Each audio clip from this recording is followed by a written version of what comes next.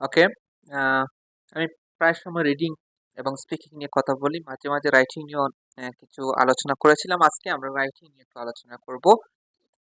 Writing task 1 আমরা জানি writing task 1 এ একটা কমন কোয়েশ্চেন হচ্ছে কম্বাইন্ড চার্ট। সিঙ্গেল চার্টও আসে, আবার অনেক সময় কম্বাইন্ড চার্ট আসে। সো স্টুডেন্টদের একটা কনফিউশন সেটা হচ্ছে যে কম্বাইন্ড চার্ট আসলে আসলে কিভাবে লিখতে হয় বা কিভাবে লেখা উচিত। দেখো এখানে আসলে তেমন স্পেসিফিক কোনো নিয়ম নেই যে এভাবেই লিখতে হবে। ঠিক আছে, তারপরে আমরা ওই যেহেতু মার্কিং এর একটা ব্যাপার স্যাপার আছে, স্কোরিং এর একটা ব্যাপার স্যাপার আছে, সেই হিসেবে আমরা কিছু স্ট্যান্ডার্ড ফরম্যাট ফলো করতে পারি, যে স্ট্যান্ডার্ড ফরম্যাট দিয়ে আমরা ভালো একটা স্কোর নিশ্চিত করতে পারি। তো কম্বাইন চার্ট একটা আতঙ্কের জায়গা স্টুডেন্টদের কাছে। তো তারা আসলে কম্বাইন চার্ট আসলে একটু ভয় পেয়ে যায়, একটু আতঙ্কিত হয়ে যায়। সো আমি আজকে দেখাবো রাইটিংটা স্কোয়ানে কম্বাইন চার্টটা কিভাবে লেখা উচিত, কিভাবে লিখলে ভালো একটা স্কোরের নিশ্চয়তা আমরা করতে পারবো। আমার সামনে একটা কম্বাইন চার্ট আছে, এটা কেমব্রিজ 11 টেস্ট 2 রাইটিং টাস্ক 1 এর একটা কোয়েশ্চন। এটা হচ্ছে পাই চার্ট। অনেক ধরনের চার্ট আছে আমরা জানি টাস্ক 1 এ, line chart, pie chart, bar chart, table, এরকম ম্যাপ, ডায়াগ্রাম। তো এর মধ্যে একটা হচ্ছে পাই চার্ট। এই পাই চার্টটা খুবই কমন একটা কোয়েশ্চন, খুব বেশি আসে তুলনামূলকভাবে। যে 7টা কোয়েশ্চন আছে রাইটিং টাস্ক 1 এ, তার মধ্যে এই পাই চার্টটা বেশ কমন। ওকে, তো আজকে আমরা কথা বলবো কিভাবে কম্বাইন চার্ট লিখতে হয়। এখানে একটা কোয়েশ্চন আছে, সেটা হচ্ছে যে কি পরিমাণ স্টুডেন্টে ইংলিশের পাশাপাশি অন্যান্য ভাষায় কথা বলেছিল, তার একটা হিসাব নিকেশ এখানে দেওয়া আছে। ইংলিশের পাশাপাশি একটা ইউনিভার্সিটির কি পরিমাণ স্টুডেন্টে কথা বলেছিল। এখানে লাস্টে একটা ব্যাপার আছে, summarise the information by selecting and reporting the main features and make comparisons. এই জায়গাটা একটু ভালো করে ফলো করতে হবে। মেক কম্পারিজনস হোয়ার রেলিভেন্ট, আমাকে বলে দিচ্ছে যে যেখানে সম্ভব, যেখানে প্রয়োজন সেখানে কম্পেয়ার করার জন্য, কম্প্যারিজন তৈরি করার জন্য। তো এই জায়গাটাতে আমরা অনেক সময় ফেল করি, এই জায়গাটা আমরা প্রপারলি ইউটিলাইজ করতে পারি না। তো কম্বাইন চার্টটা কিভাবে লেখা উচিত, স্টুডেন্টরা নর্মালি কিভাবে লিখে আমি সেটা নিয়ে প্রথমে বলি। যেমন এখানে দুইটা চার্ট আছে, দুইটা পাই চার্ট আছে।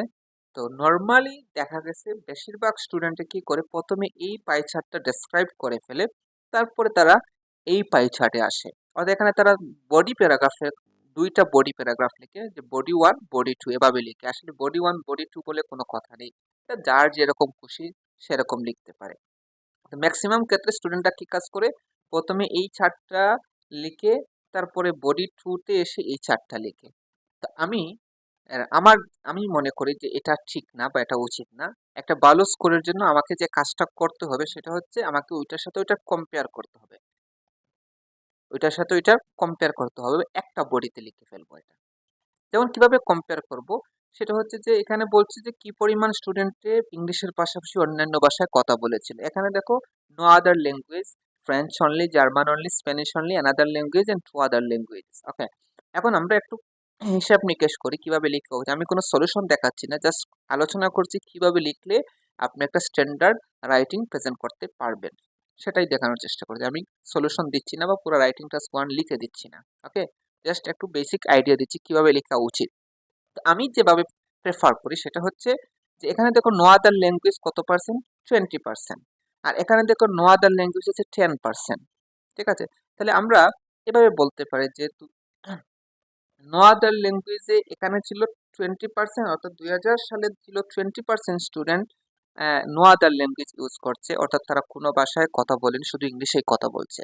তাহলে আমরা বলবো যে in 2000 the percentage of no other language was 20%, but in 2010 এই পার্সেন্টেজটা কমে 10%-এ চলে আসছে। তাহলে আমি এটার সাথে এটার কম্পেয়ার করলাম।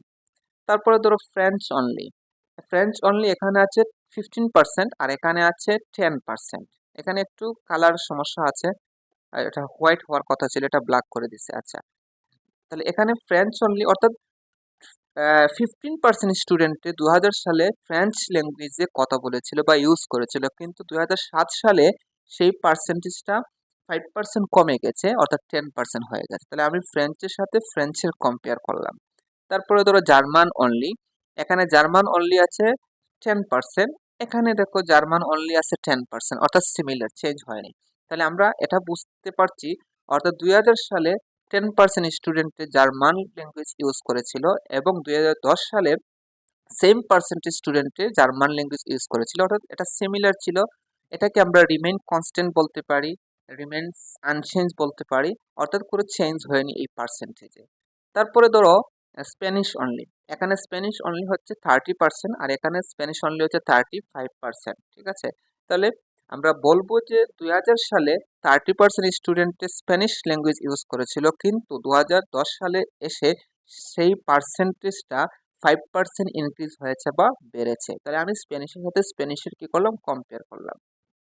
তারপরে ধরো অ্যানাদার ল্যাঙ্গুয়েজ, এখানে হচ্ছে 15% আর এখানে হচ্ছে 20%। তাহলে আমি এভাবেই কম্পেয়ার করব যে 15% স্টুডেন্টের এই অ্যানাদার ল্যাঙ্গুয়েজ ইউজ করেছিল 2000 সালে, এবং 2010 সালে সেই পার্সেন্টেজটা বেড়ে 20% হয়ে গেছে, মানে 5% বেড়েছে।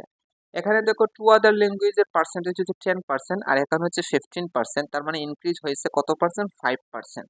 তাহলে আমি এভাবেই বলবো যে 2000 সালে এই পার্সেন্টেজটা ছিল 10, 2010 সালে সেই পার্সেন্টেজটা একটু ইনক্রিজ হয়েছে এবং সেটা 15% চলে আসছে।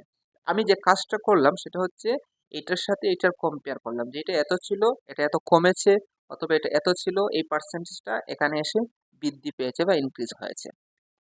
তাহলে এইভাবে যদি আমি কম্পেয়ার করতে পারি, আর আসলে এই চার্টে এক্সামিনারই চাচ্ছে আপনি এভাবে কম্পেয়ার করবেন, আপনি গতানুগতিকভাবে এই চার্ট লিখে এই চার্টে আসবেন, এটা কিন্তু এক্সামিনার চাচ্ছে না। এটা কিন্তু তার মনের মধ্যে সেই আকাঙ্ক্ষাই আছে যে আমরা এটাকে কম্পেয়ার করবো এটার সাথে এটা। তো এভাবে লিখলে আমরা একটা ভালো স্কোর নিশ্চিত করতে পারবো ইনশাল্লাহ। কিন্তু যদি আমরা গতানুগতিকলি, আমি বলছি না ভুল হবে, আমি এটা লিখলাম তারপরে এটা লিখলাম, ভুল হবে না, সঠিকই হবে, কিন্তু স্কোরিং এর ব্যাপারটাতে একটু ঝামেলা হবে, অর্থাৎ আপনি একটু লস স্কোর করে। কারণ এই যে এখানে তারা বলছে যে মেক কম্প্যারিজনস হোয়ার রেলিভেন্ট, এখানে কম্পেয়ার করাটা কম্পালসারি। আরেকটা বিষয় বলে রাখি, যখনই কম্বাইন চার্টটা এক জাতীয় হবে, যেমন এখানে পাই চার্ট, ঠিক আছে, তাহলে এখানে কম্প্যারিজন করাটা বাধ্যতামূলক। অথবা ধরো এখানে একটা টেবিল, এখানে একটা টেবিল, একই জাতীয় দুইটা চার্ট, তাহলে সেখানেও কম্পেয়ার করাটা কম্পালসারি, বাধ্যতামূলক। আর যদি দুই জাতীয় চার্ট হয়, যেমন এখানে একটা পাই চার্ট, এখানে একটা টেবিল, সেক্ষেত্রে যদি কম্পেয়ার না করতে পারি তাতে তেমন কোনো অসুবিধা হবে না। কিন্তু যদি একই হয় চার্ট দুইটা, অবশ্যই আমরা কম্পেয়ার করব।